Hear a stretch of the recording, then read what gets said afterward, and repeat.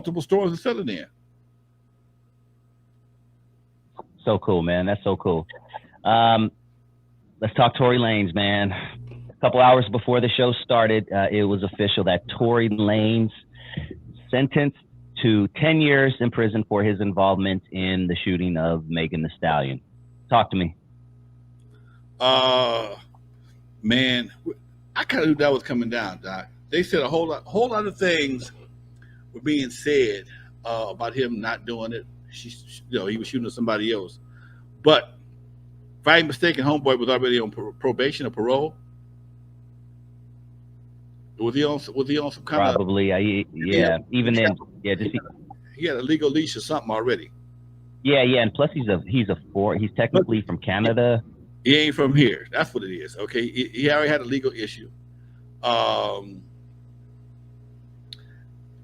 Your girlfriend hops out the car, foot bleeding, cops right there, gun in the car. You in the front seat, she in the front seat. That's a hard sell, man. Now, I don't know. I'm not sure if he did it or not, but he damn sure gonna pay for it. That's obvious. They said I've heard all kind of shit. The girl in the back seat, somebody. And man, I don't know nothing about that right there. All I know is he put himself in a bad position when your girlfriend, who you've been arguing with, hopping out the car, hands up, limping on one foot, and the other one bleeding, and you come out the car, and the gun's in the car. Dude, that's not a good position to put yourself in. And cats don't be thinking, man. Cats don't be thinking. It was probably going so fast for him too, and everything just happened so fast. Yes, sir. That would be what I would. Yes, sir. You forget, man.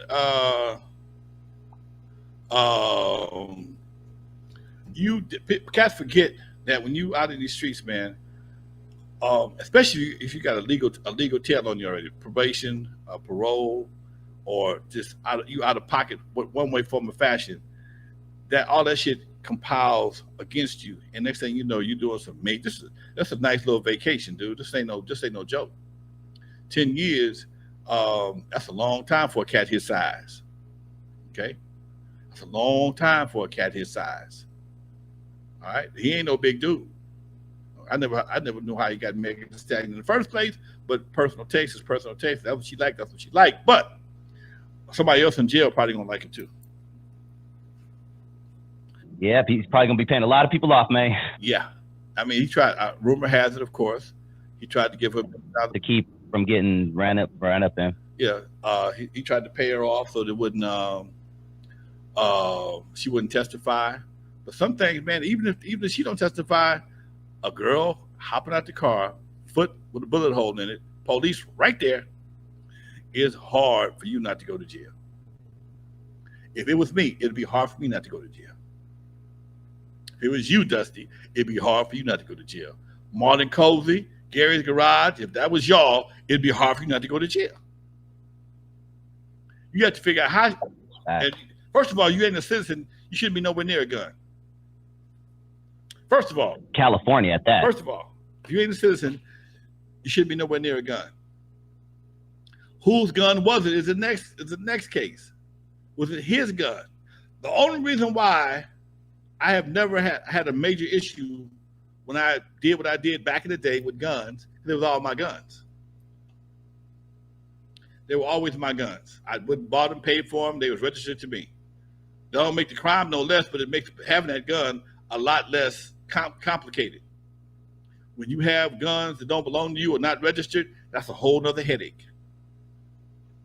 If you have a gun and you got a legal leash, parole, probation, or out of pocket some way, form, or fashion, whole nother headache. Complicates everything.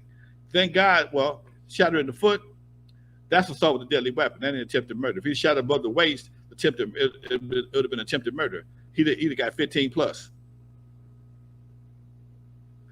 All this gunplay, the folks think watching Sons of Anarchy and all these other shows where they shoot people and nobody go to jail. That's bullshit. Nope. That's why I stopped watching shows like that, man. I watched Sons of Anarchy. I used to love that show. And I realized these guys that shot all these people, ain't nobody went to jail. And when they do go to jail, some miracle person comes out of the clear blue sky and bail everybody out. Come on, get the fuck out of here. Y'all giving folks wrong, fake hopes, man. That's like music. You just explained drill rap and the gangster rap. Most of those guys do not live that, but they're giving this false, hope out to these kids that, yeah, if I go to jail, homie, I'm standing 10 feet tall. I ain't never snitching. I ain't going PC, blah, blah, blah. Meanwhile, they aren't living that life, dude. It's all Hollywood. Nah, man. You don't know what no man does behind closed doors, what no man does behind closed bars. Okay, dude. You always hear about cats going to jail. You never heard about the guys that end up washing drawers and braiding hair. You never talk about them guys. Somebody washing drawers, somebody braiding hair, and somebody is knocking cats off from the kneecaps. Okay, somebody is servicing people from the knees. Somebody getting run up into from the rear, but you'll never hear about that. Never. So certain things take place in prison, but you never hear anybody talk about those things that I did this. Okay. I ain't trying to find out. So that's how I go, Doc. And I hope nobody I know try to find out. For real. Ain't that the truth, man? Marlon Cozy has a good question. I don't think we've ever talked about this. Yo, Unc, when did you first get introduced to guns? Man, my daddy always carried a gun. My daddy, we cut lines every week. My daddy kept a gun in the compartment of his door. He had an old Ford truck, and these trucks had a big zipper pocket.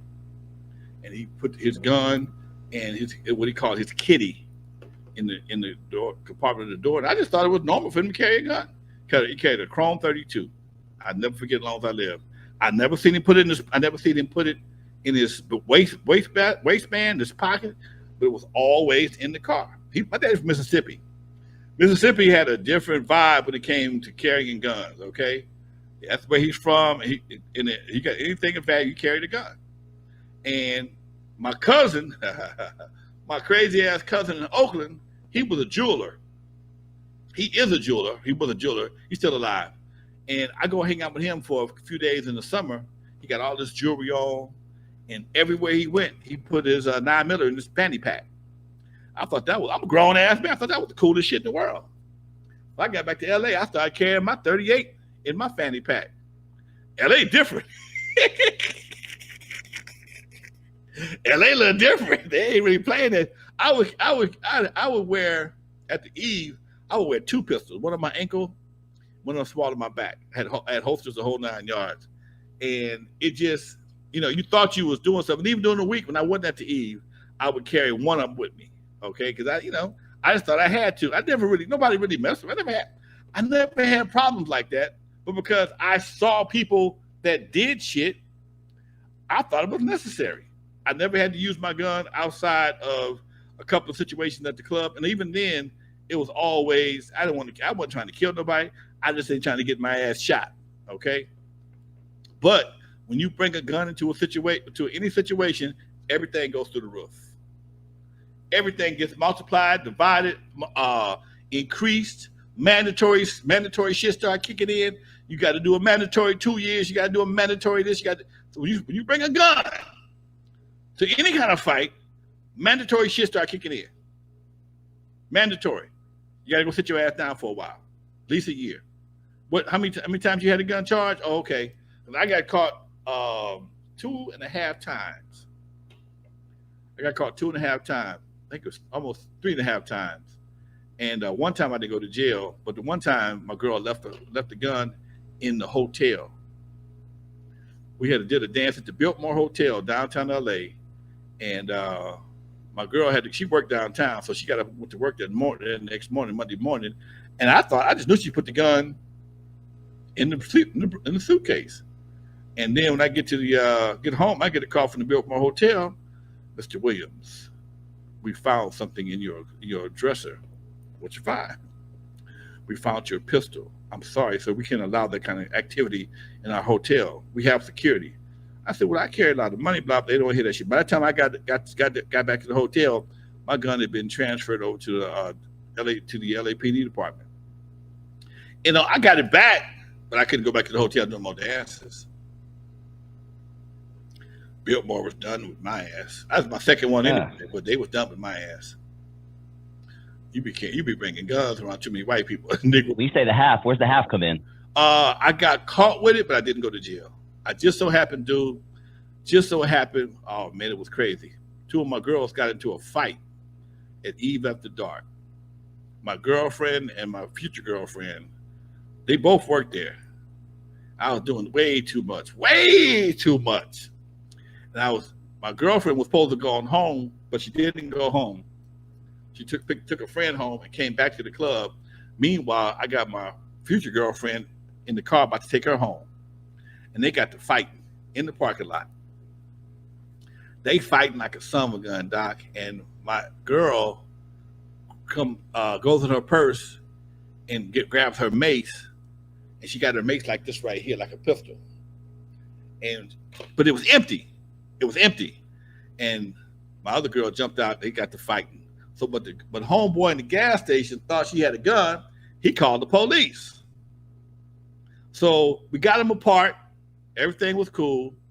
But before I could get my ass back in the car, the helicopter showed up.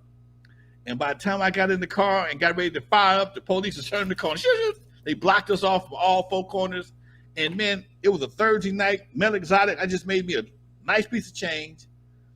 And I had on this cream, all white Mr. Rourke Fantasy Island suit on. I was clean as a chitlin, man. And they drew down on my ass. All right, get on the ground. Hold on, man. You see, I'm trying to talk from. I don't want to. I'm in the parking lot, this greasy ass parking lot. I am trying not to get my shit all messed up. And the white boys, they drew down on my ass. They said, "Come on, I'm still talking. And a sergeant pulled up. The sergeant knew me. He knew I was the person in charge. And as I was bending down, about to get on one knee, Lonzo, come here. Meanwhile, the white guy is going through my car. Okay? He find my shit. He find my gun, and he takes it over to the black sergeant I'm talking to. And I dropped my head. He said, you can go to jail tonight. I said, man, what can we do? He said, just be quiet. Sit on the car. He handcuffed me, set me on the damn car. And some call came, and the cop that found the gun took off, and the brother just took my bullets, took my clip out. Get out of here. And that was it.